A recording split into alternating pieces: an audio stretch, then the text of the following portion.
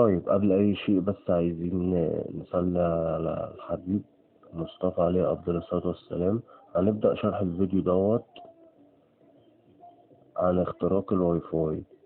بالنسبة للفيديوهين اللي أنا نزلتهم قبل كده اللي فيهم النسخ اللي اشتغلت مع ناس كتير، في ناس ما اشتغلتش معاها.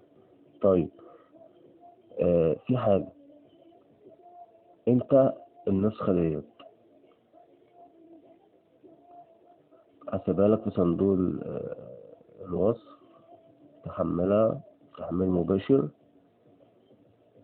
وتقلب التليفون انجليزي وثمان مساطر. تمام، وان شاء الله النسخة دي فعالة، مجربينها 100% شغالة. وانا يا جماعة يعني في ملحوظة بس صغيرة انا عايز اقولها.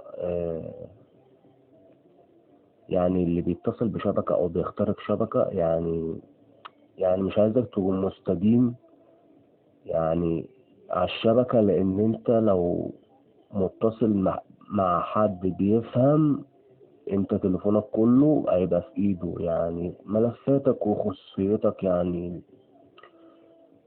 لكل اخ ولكل اخت يعني. دي ملحوظة، انا مش بروج للفيديو خلاص اللي انت تحمل نسخة وتشاهد والكلام دوت. انا بقول لك كده عشان تبقى حامي خصوصيتك وحامي تليفونك وكل حاجتك.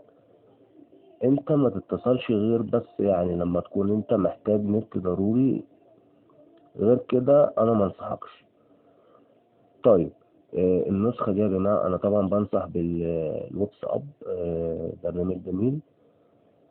وهو النسخ اللي أنا نزلتها كلها والله جميلة واشتغلت مع ناس كتير، بس هي النسخة ديت أنا هسيبها لكم، وإن شاء الله اللي هتشتغل معاه هيكتب لي في التعليقات. ولو واجهتك أي مشكلة برضو اكتب لي في التعليقات، وإن شاء الله الفيديو الجاي هنزل لك يعني زي ما في ناس كتير طلبت، هنزل لك الروت الوهمي، عشان الروت بيدمر التليفون بيخرجه من الضمان، وفي حاجات كتير أوي يعني زي ما في مميزات في عيوب.